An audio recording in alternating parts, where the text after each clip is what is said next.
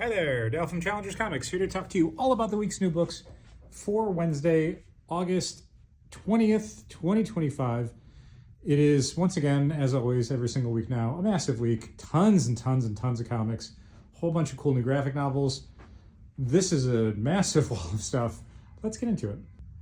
Black Cat #1, our pick of the week. G. Willow Wilson, Gleb Melnikov, sort of spinning off of the Amazing Spider-Man stuff, but absolutely reads alone if you haven't been reading the Joe Kelly Amazing Spider-Man stuff. This is great. It's really good. I kind of thought that the G. Willow Wilson Poison Ivy book, when it was announced, was kind of like a non-starter. I didn't think it was going to be something that people would be interested in or something you could do a lot with. It's Poison Ivy. That book's been running for 3 years and is still going. So clearly, Willow Wilson knows what she's doing when she's writing these books. Ms. Marvel is one of my favorite superhero comics of the last couple decades. Black Cat's a ton of fun, very much in like a She-Hulk vibe. I thought this was great. Really great first issue. Again, perfect jumping on point. Check it out. Escape #1. This is a new Rick Remender, Daniel Acuna book. Think of Black Sad meets World War II. It's gorgeously illustrated. Written by Rick Remender. I think you know by now if it's something you want to check out.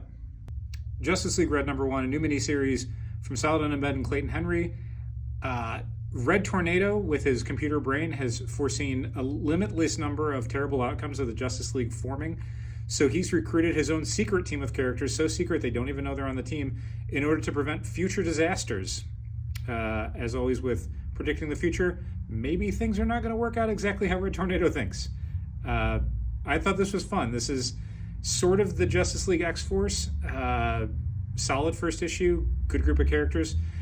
Typical for a lot of modern superhero comics, not everybody on the cover of issue 1 shows up in issue 1, but if you do like Red Tornado, Power Girl, and the Simon Baz Green Lantern, this is the book for you. Marvel All-on-One, The Thing versus the Marvel Universe. This is a book so massive, The Thing facing the entire Marvel Universe, that could only be told in splash pages, gigantic full-page images by Ed McGuinness, who leaves it all on the page, written by Ryan North. This one's a lot of fun. Do not take this super seriously, but, you know, you'll really have a good time reading this book. All new, Spider-Gwen, The Ghost Spider. It's so all new that it basically continues off of the previous issue of Spider-Gwen Ghost Spider that came out like a month ago. It's sort of a good jumping on point-ish. They catch you up on what you need to know, but what you need to know is a lot of stuff. Brand new costume for Spider-Gwen. She's more ensconced than ever in the 616 Marvel Universe. It's a darker series, despite how bright and colorful the David Marquez cover is. So if you want a kind of grittier Spider-Gwen comic, this is what you've been waiting for. That's it for what I would consider the big new #1 launches for the week. There's a bunch of other new #1s, but we do not have 10 hours to go over them all. So we're going to skip ahead to the new issues of series that everyone's been waiting for, specifically Absolute Batman, who I sort of shifted a week and left us with no Absolute books last week. But Absolute Batman, #11, guest art by Clayman. This is the origin of Absolute Bane. So if you've been wondering what this guy's deal is and how he differs from classic Bane, this is the issue. Detective Comics 1100, oversized celebration of the Dark Knight. A bunch of previous Detective Comics writers come back to do some fun new stories. That's Tom Taylor, who's the current writer, Greg Rucka, Mark Otamaki, Dan Waters.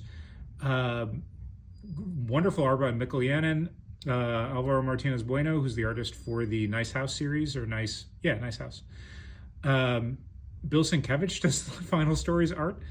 I think this was exceptionally good. It's $6. You get nothing but great Batman stories.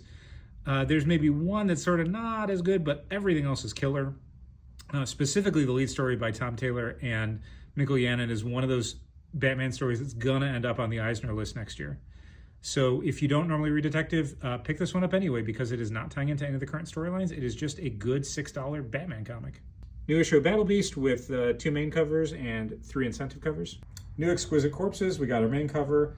We got our Adam Gorham cover. We got our stealth cover. What we don't have this week is the polybag cover. That is shipping to all accounts next week. So it's not that we got shorted, it's that it was not ready for stores. So next week for the polybag, if you're either down for that as a subscriber or normally pick it up off the shelf.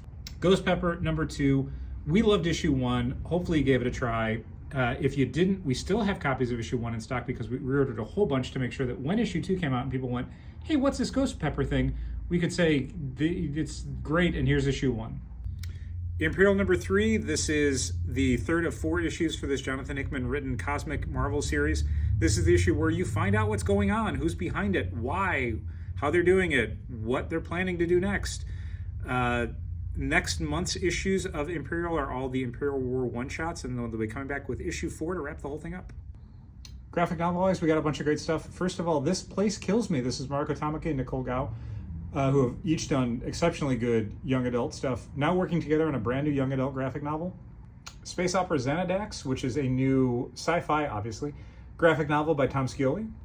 Aliens vs. Avengers, collecting the excellent 4-issue Jonathan Hickman, Esad Ribic, Aliens Avengers crossover book. If you're liking Aliens Earth, this is something you're going to want to read as well. It's very much in the same vein.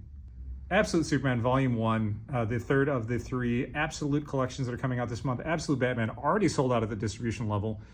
We are hopefully getting some more in the next day or two, but that's probably going to be it for a little while.